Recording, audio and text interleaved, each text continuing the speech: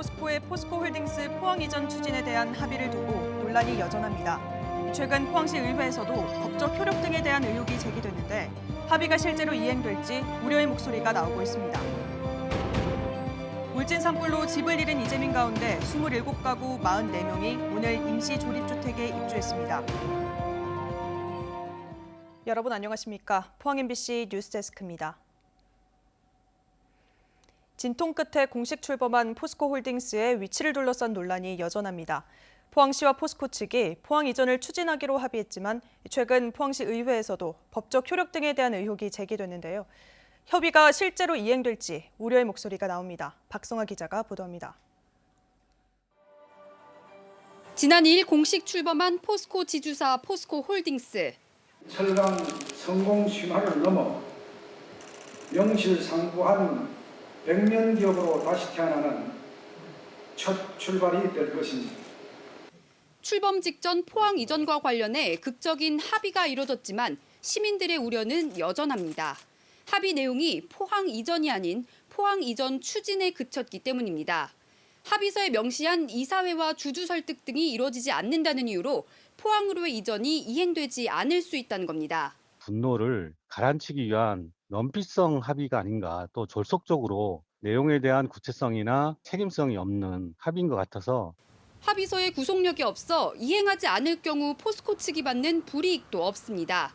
지난 24일 포항시 의회에서 김성조 의원은 왜 최정우 회장이 직접 합의서에 서명하지 않았는지, 과연 법적 효력은 있는지 따져 묻기도 했습니다. 주소지만 옮길 수 있다는 우려도 나옵니다. 범시민대책위는 지주사의 주소뿐만 아니라 인력과 조직도 함께 내려올 것을 촉구하고 있습니다. 미래기술연구원도 경기도 쪽에 땅을 100만 평 가까이 먼저 구하는 협의 중에 있다라고 그렇게 말씀하고 있습니다. 그래서 우리가 그거를 큰 우려를 생각하고. 논란이 확산되자 포항시는 합의 내용이 충실히 이행되도록 노력 중이며 포스코 홀딩스와 함께 태스크포스 팀도 구성했다고 밝혔습니다. 포스코가 포항 시민들과 이룬 합의가 비판 여론을 잠시 피하기 위한 꼼수는 아닌지 앞으로 포스코의 행보가 주목됩니다. MBC 뉴스 박성아입니다. 오늘 0시 기준 경북에서 코로나19 신규 확진자가 14,911명 발생해 하루 만에 다시 10,000명을 넘어섰습니다. 지역별로는 포항 3,211명, 경주 807명, 울진 174명, 영덕 128명, 울릉 25명 등입니다. 사망자는 24명 발생해 누적 700명으로 늘었습니다. 중증 환자 병상 가동률은 56.6%, 코로나19 전담병원 병상 가동률은 평균 48.5%를 기록했습니다. 울진 산불로 집을 잃은 이재민 가운데 북면 신하리와 소곡리 주민 등 27가구 44명이 오늘 임시 조립주택에 우선 입주했습니다. 울진군은 임시 조립주택 198동 중 29동을 설치했고 조립주택을 설치할 부지도 85% 정도 선정 완료했다고 밝혔습니다. 또 울진 농공단지 부지에 12동 건설이 확정돼 조립주택이 들어서기 위한 바닥 작업이 완료된 상태입니다.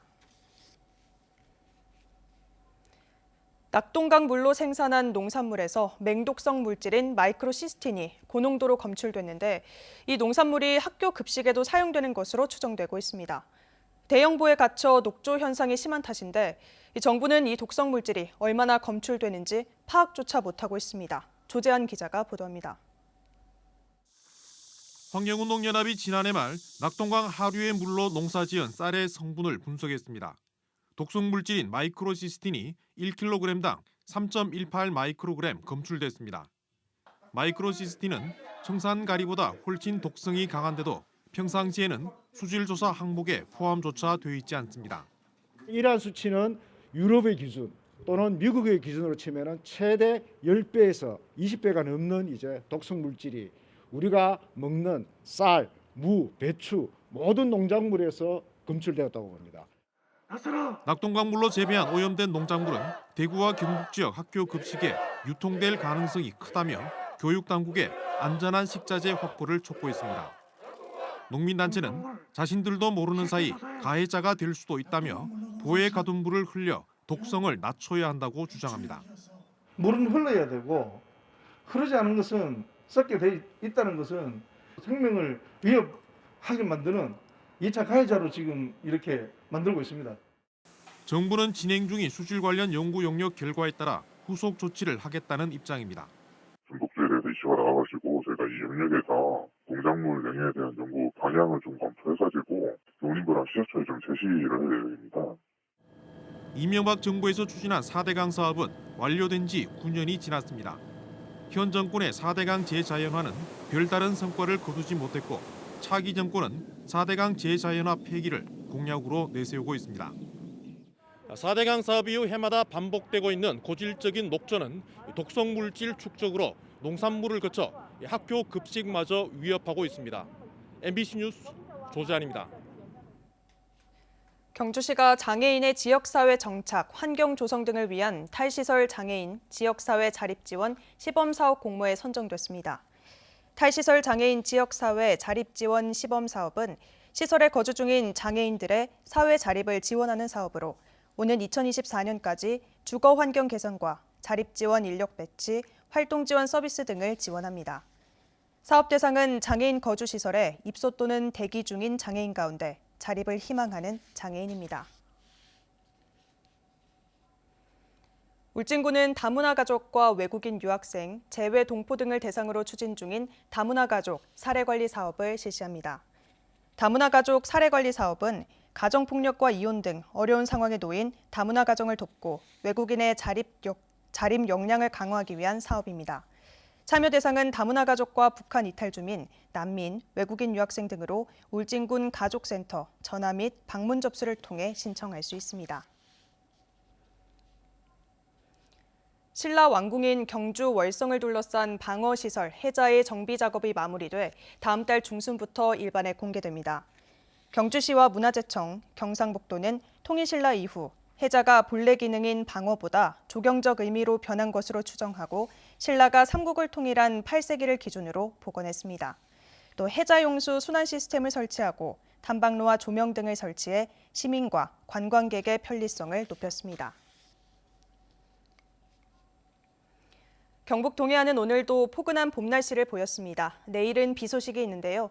예상 강수량은 5mm 안팎입니다. 조주경 기상캐스터입니다. 따스한 봄 햇살에 기분 좋아지는 하루였습니다. 곳곳으로 꽃이 피고 있는데요. 오늘 한낮 기온이 크게 올라서 경주에서는 19.7도를 보였습니다. 내일은 봄비 소식이 있지만 기온은 오늘보다도 더 높겠습니다. 경주의 아침 기온 영상 4도로 시작해서 한낮에는 21도까지 오르겠습니다. 비는 내일 오후부터 내리기 시작하겠고요. 모레 오전이면 대부분 그치겠습니다. 영덕과 울진 지역을 중심으로는 오후까지도 빗방울이 떨어지는 곳이 있겠습니다. 예상되는 비의 양은 5mm 안팎으로 양은 적겠습니다. 이어서 자세한 내일 날씨 보겠습니다. 내일 아침 기온은 4도에서 8도 분포로 오늘보다 아침 기온 4도에서 7도가량 높게 출발하겠고요. 한낮 기온은 16도에서 21도까지 오르면서 낮 기온도 오늘보다 1도에서 4도가량 높겠습니다. 울릉도와 독도에는 별다른 비 소식 없이 흐리기만 하겠습니다. 내일 아침 기온 울릉도 9도, 독도 10도로 시작하겠고요. 한낮에는 울릉도 15도, 독도 13도까지 오르겠습니다. 동해바다의 물결은 0.5에서 최고 1.5m까지 일겠습니다.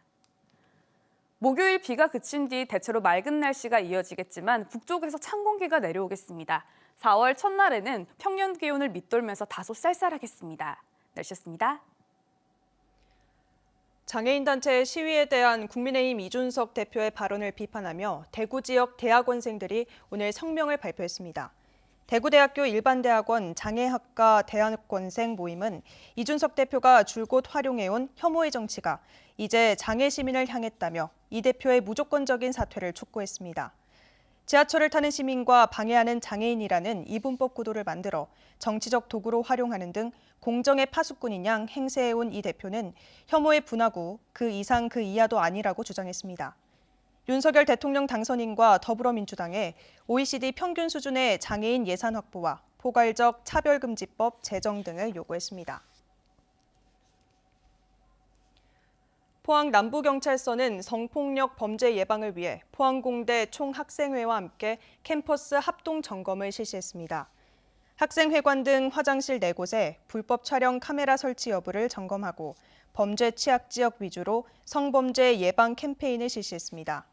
경찰은 학교와 협력 체계를 구축해 불법 카메라 점검을 지속적으로 시행할 방침이라고 밝혔습니다. 포항해경은 포항시 남구 구룡포항 동방 9km 해상에서 사고 대응 불시 훈련을 실시했습니다.